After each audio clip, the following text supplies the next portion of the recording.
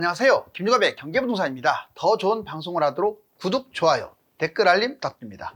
정부 은행 비상치대 돌입, 미국도 한국 환율 완전 제외, 가계와 기업부채와 연체율, PF대출, DSR 관련하여 한국은행, 금감원, 공사, 은행연합회를 중심으로 비상회의가 열렸습니다. 또한 DSR 강화와 스트레스 DSR, 대출 관련 논의를 통하여 사실상 위기 상황에 돌입한 금융권 난제 해결을 모색 중입니다. 미국은 7년 만에 한국을 완전 제외하였는데 도대체 어떤 일이 벌어진 것일까요? 경제위기는 다음 6가지 중에 하나만 터져도 발생합니다. 유료 상담은 010-2626-6276 제가 직접 매수 타이밍과 입지를 추천해드립니다. 지금 바로 전화 주십시오. 정부, 은행 비상치대 돌입, 사실상 비상치대로 계속 지금 가동 중이죠. 대기업들도 그렇고 은행권도 마찬가지입니다.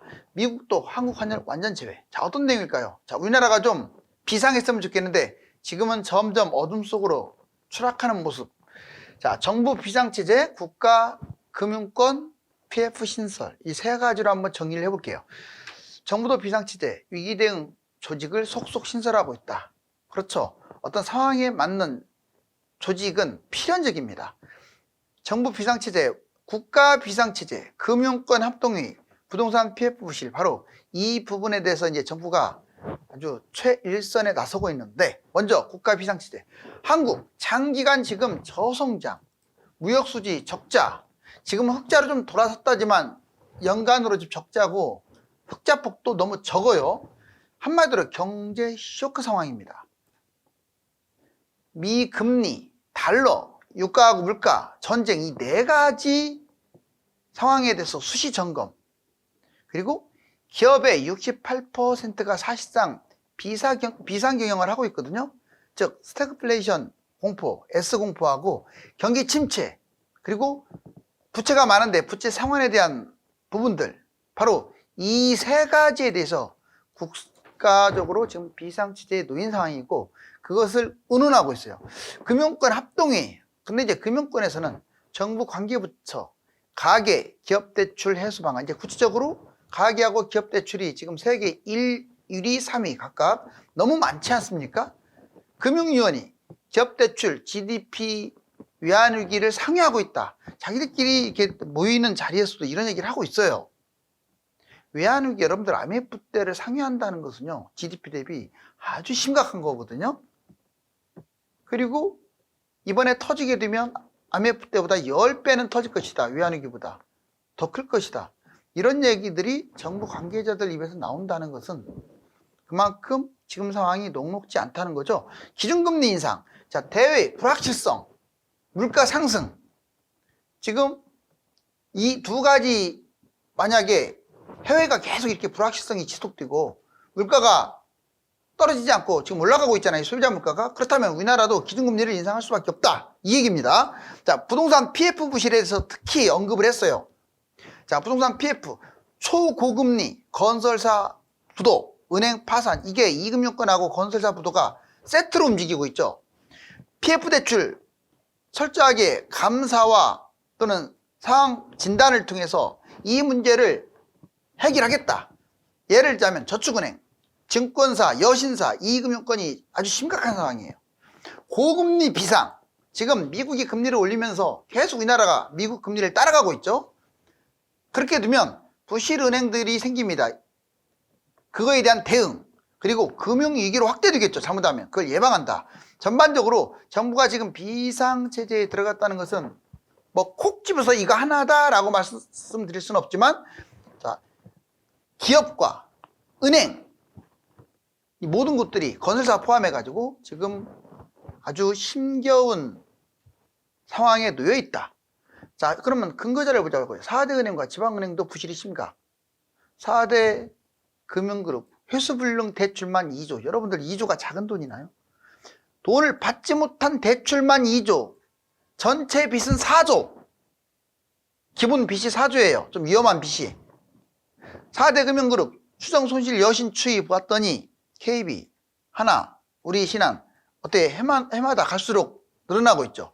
그 다음에 지방은행, 기업체에 대한 대출, 연체율이 1.5배 상승.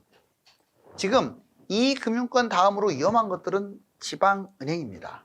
지방은행 기업대출 연체율 보세요. 0.332, 0.50으로 확 늘어났어요. 지방은행 연체율도 이렇게 확 늘어나고요. 거의 2배 가까이 늘어나고 있죠. 정부 관계부처 금융부실회의. 지금 금융이 전반적으로 불안하고 부실하다.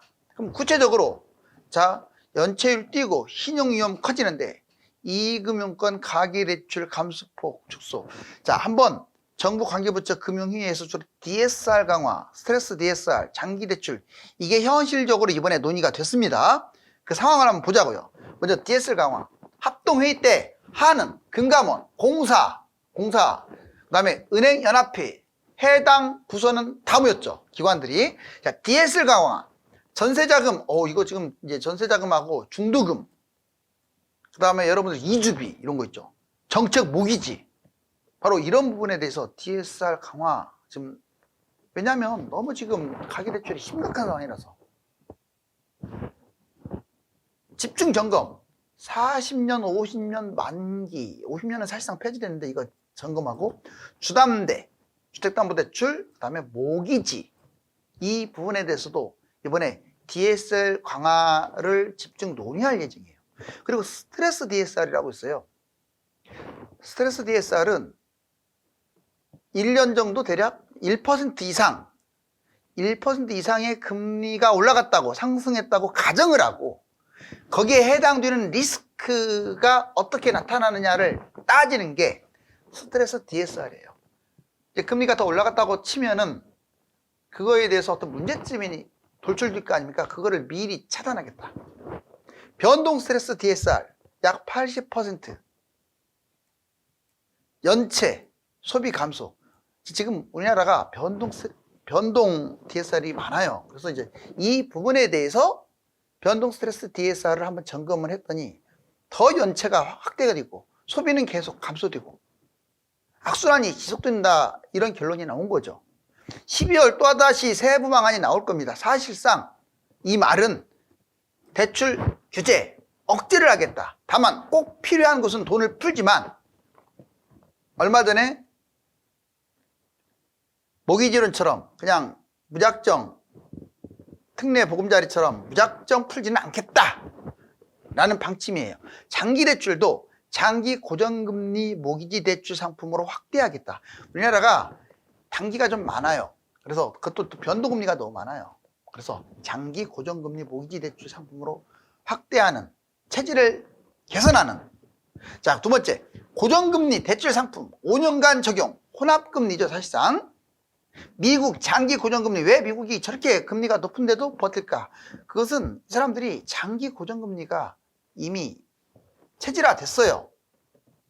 그래서 우리나라도 이것처럼 모기지 장기 고정금리 모기지 상품으로 전환을 하게 되면 설령 금리가 팍팍 뛰더라도 거기에 대해서 대항력이 생기죠. 왜? 거기에 노출되는 가계나 기업이 줄어드니까. 근데 너무나 지금 단기적으로만 또 특히 변동금리로만 접근하다 보니까 문제가 된 거죠. 자, 이거 한번 근거자료 1천억 흑자가 적자로 바뀌었고 가계 기업 연체 위기라고 하는데 여기 보시면 2000, 2005, 2010, 2015, 2020 있네요. 대략 좀 잘 나갔을 때 상품 수지 이게 지금 수지예요. 자, 수출입 보시면 거의 1000억 달러 흑자까지도 나죠. 이렇게 보면. 그렇죠. 1000억 달러. 그런데 최근 보세요. 22, 23. 이건 뭐 겨우 20억 달러 뭐 어쩌고저쩌고 올랐다 내렸다 하는데 이렇게 높았던 게 이렇게 낮아지고 있어요. 경상수지 규모가. 너무 좀 심하지 않나요? 얘는 물론 퍼센트지만. 자, 그 다음에 가계 신용 명목. 여기 보시면 기업이 이미 기업 대출이 130, GDP 대비 130을 초과했어요. 가계부채는 조금 내려가는 데다가 다시 또 올라가면서 105에서 8 정도 수준이고요. 이 가계 기업이 상당히 심각하죠. 여기 보시면 증가율 한번 보실래요? 은행 가계대출. 지금 8, 9, 10 보니까 계속 6.9, 4.8, 6.8 계속 늘어나고 있어요. 주택담보대출 7.0, 6.1, 5.8. 근데 담보대출은 줄고 있는데 기타 대출이 늘어나고 있네요. 전반적으로 심각한 상황이죠. 자, 이제 한국, 미국에 뭘 그러면 제외했다고 하느냐? 바로 이겁니다. 환율 관찰 대상국에서 제외. 이게 그러면 환율 조작을 하는 나라, 환율을 가지고 장난치는 나라를 이제 주로 대상으로 환율 관찰 대상국 이렇게 포함시키는데 미국이 지들이 뭐라고 그냥 그렇게 감시를 해요? 아무튼 포함을 시키는데 문제가 그런 걸로 경제가 주로 활성화되는 나라들을 대상으로 삼아요. 무너지는 나라를 뭐로 이렇게 관찰 대상으로 삼겠어요. 우리나라가 제외됐다는 말은 긍정적인 면에서는 환율 조작국 이미지에서 좀 벗어난다. 그런데 부정적으로 본다면 경제가 만신창이란 얘기예요. 경제 이게 얼마나 안 좋으면 대상국에서 제외시켰을까? 볼까요? 미국 환율 관찰 한국 제외. 환율 관찰 대상국 상습 환율 조작. 바로 미국 우월주의, 미국 우선을 지금 바탕으로 해서 하다 보니까 이런 현상이 벌어지는데 제 개인적 생각은 그냥 세계 공용화폐가 좀 생겼으면 좋겠어요. 그래야 우리나라가 딱 객관적으로 움직일 수가 있어요. 근데 미국이 그 기득권을 놓치려고 안 하겠죠. 그러니까 그것도 모자라서 환율 조작국들 지금 감시하고 있고 2016년 이후에 7년 만에 계속 지금 환율 관찰 대상국에 포함됐다가 7년 만에 환율 관찰 대상국에서 제외했어요.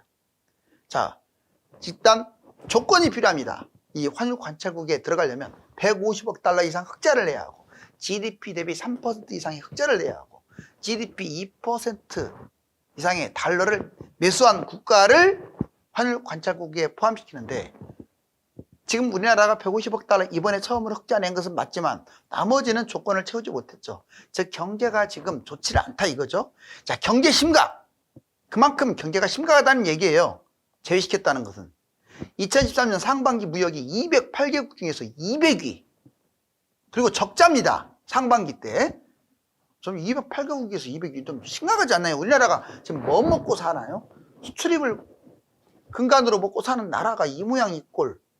경상수지 1월에서 8월까지 봤을 때 작년 대비 무려 마이너스 53.6%. 작년에도 별로 안 좋았잖아요. 22년. 올해는 마이너스 53.6. 그나마 하반기 들어와서 조금씩 살아나는 모습을 보이는 건 다행이에요. 2023년 상반기 경제 성장률은 0.9%. 이거 정말 최악입니다. 0.9%. 오히려 우리나라보다 등치가 10배나 큰 미국의 지금 뭐 몇 퍼센트입니까? 미국이 경제 성장률이 더 올라갈 확률이 우리나라가 올라갈 확률보다 훨씬 더 어렵거든요. 인구도 많고 이미 우리나라보다 2배 정도 GDP 성장률이 높기 때문에 개인 1인당. 자, 해외 경고. 환율 관찰에서 제외했다. 이것도 경고나 다름없어요. 한국 경제가 그만큼 심각하니까 제외됐다. 긍정보다 부정이 더 많다. 부도에 노출돼 있다. IMF가 그래서 미고금리, 이걸 지금 미고금리가 지속될 것 같은데 한국 가계기업 부채가 너무 심각하다. OECD는 우리나라의 잠재 성장률, 저출산, 고령화 이게 정말 세계 최고 수준으로 이렇게 진행되다가는 국가가 위태롭다. 환율 방어 투자자금과 환율 관찰 대상국 명단 한번 내용을 보자고요. 환율 방어 투자 자금 우리나라가 이렇게 쏟아부었어요. 22년 1, 2, 3, 4 그리고 23년도 1분기, 2분기 정말 억 달러, 83억 달러, 154억 달러, 175억 달러, 46억 달러, 21억 달러, 59억 달러 이렇게 쏟아부었습니다. 환율을 방어하기 위해서. 환율 방어, 자, 투자 자금이 쭉 여기 나와 있고 오른쪽 보면 달러당 원화값 지금 1300에서 좀 빠져가지고 왔다 갔다 하고 있죠 이제.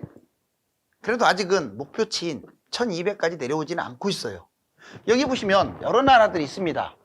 빨갛게 표시된 나라들가 있는데 뭐 저머니, 저펜, 그리고 여기 타이완, 베트남, 싱가포르 뭐 이런 나라들이 있는데 지금 보시면 새롭게 환율 조작국으로 들어간 나라들 중국, 독일, 베트남, 말레이시아, 싱가포르, 대만. 우리나라는 스위스와 더불어서 빠졌습니다. 자, 경제위기 6가지 징조. 이게 조금씩 서로 영향을 주면서 경제위기나 금융위기가 터질 수도 있지만 어느 특정 하나만 폭발을 해도 경제위기가 터질 수가 있어요. 지금은 경제위기가 무조건 터진다는 얘기는 아니에요. 예전 같으면 가능성이 10%도 안 됐거든요. 경제위기, 금융위기.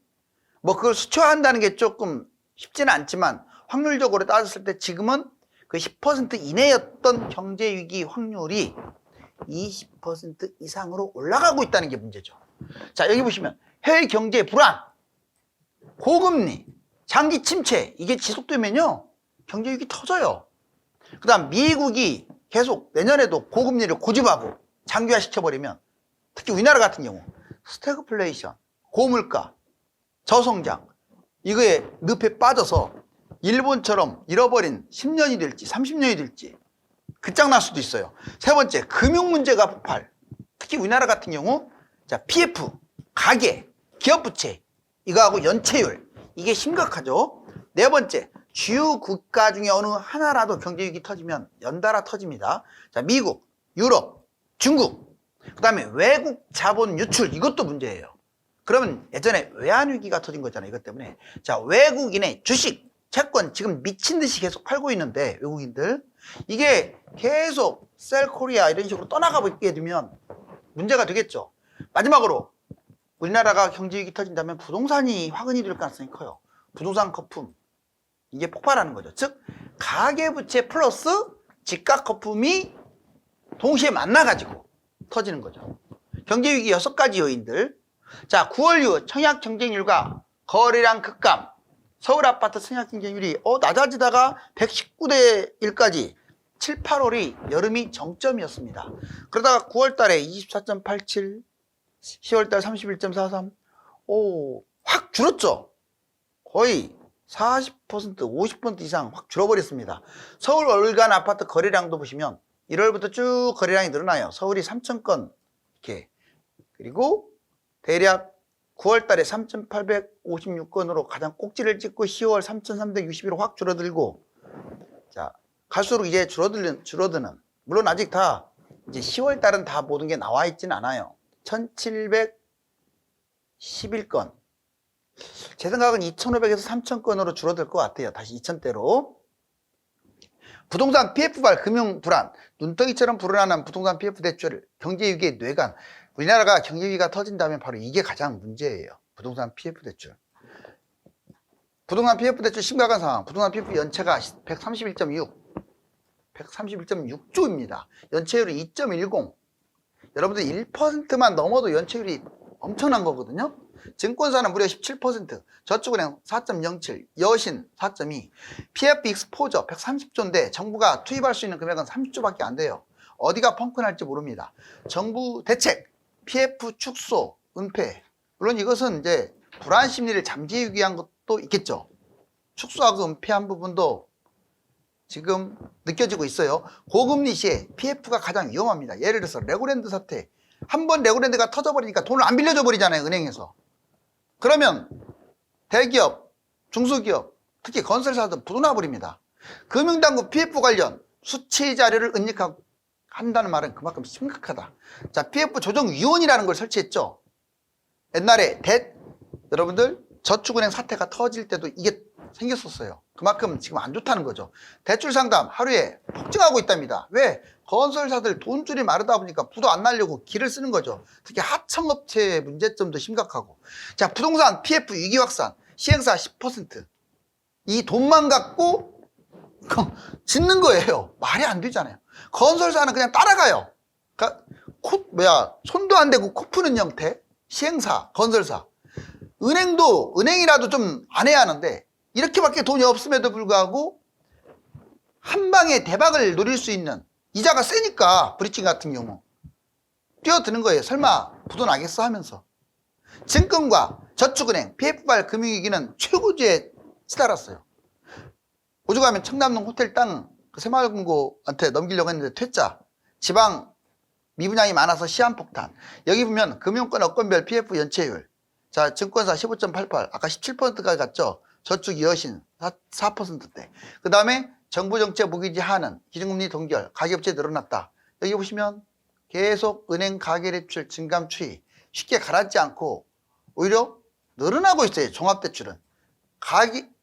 주택담보대출은 좀 줄고 있는데 전체 대출은 늘어나고 있죠. 신용금, 기타 대출이 증가한 탓입니다.